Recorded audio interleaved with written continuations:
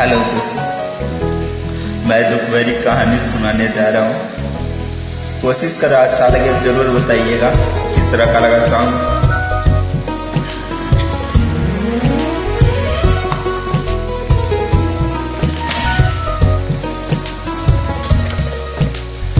कौन देश से आयल बीमारी माचल हाहाकार, कौन देश से आयल बीमारी माचल हाहाकार।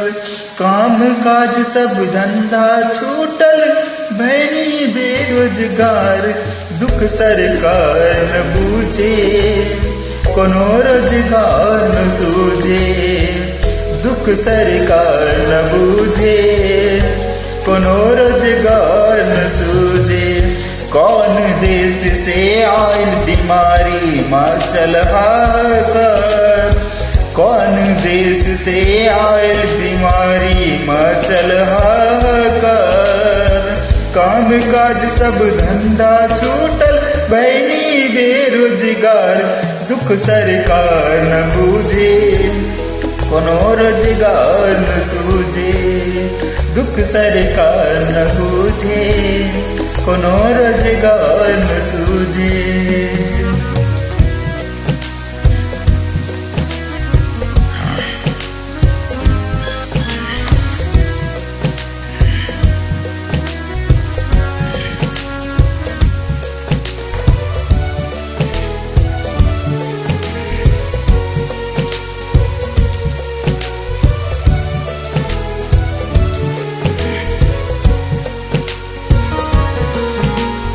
एक लैकन की स्कूल छूटल जैते सब भुलाई, एक लैकन की स्कूल छूटल जैते सब भुलाई। घर में बैठ के बीबी रोवे दुआर पे बैठल माई, मात पिता की दुखड़ा सुनकर, मात पिता की दुखड़ा सुनकर रोवे दयानंद कुमार। दुख सरकार न बूझे कोनो रोजगार न सूझे, दुख सरकार न बूझे कोनो रोजगार न सूझे। कौन देश से आयल बीमारी माचल हाहाकार, कौन देश से आयल बीमारी माचल हाहाकार। काम काज सब धंधा छूटल भैनी बेरोजगार, दुख सरकार न बूझे कोनो रोजगार न सूझे, दुख सरकार न बूझे कोनो रोजगार न सूझे।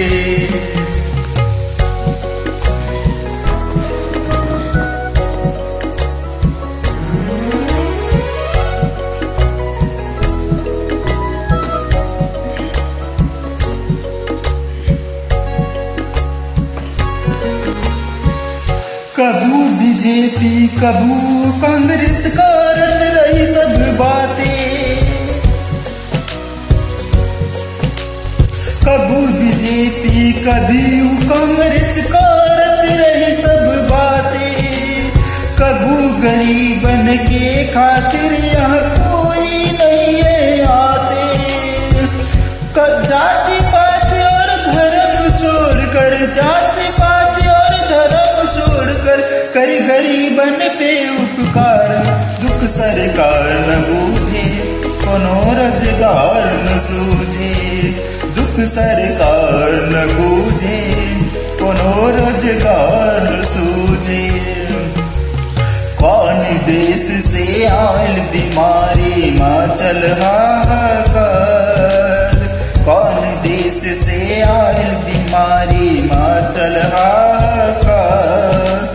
काम काज सब धंधा छूटल भैनी बेरोजगार, दुख सरकार न बूझे कोनो रोजगार न सूझे, दुख सरकार न बूझे कोनो रोजगार न सूझे।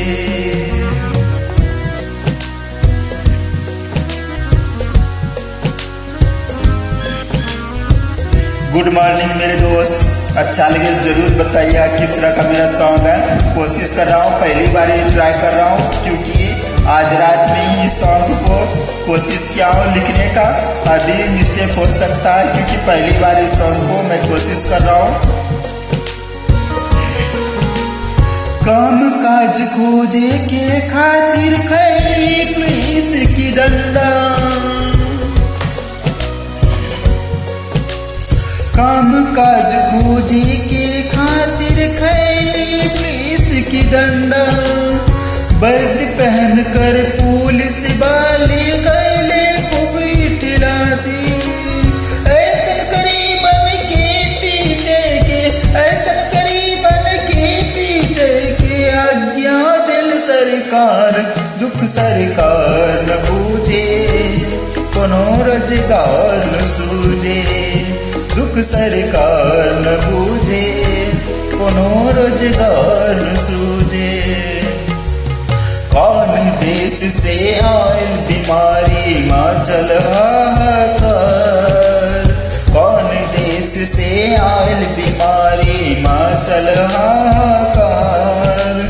काम काज सब धंधा छूटल भैनी बेरोजगार, दुख सरकार न बूझे, कोनो रोजगार न सूझे, दुख सरकार न बूझे, कोनो रोजगार न सूझे। Thank you, good morning.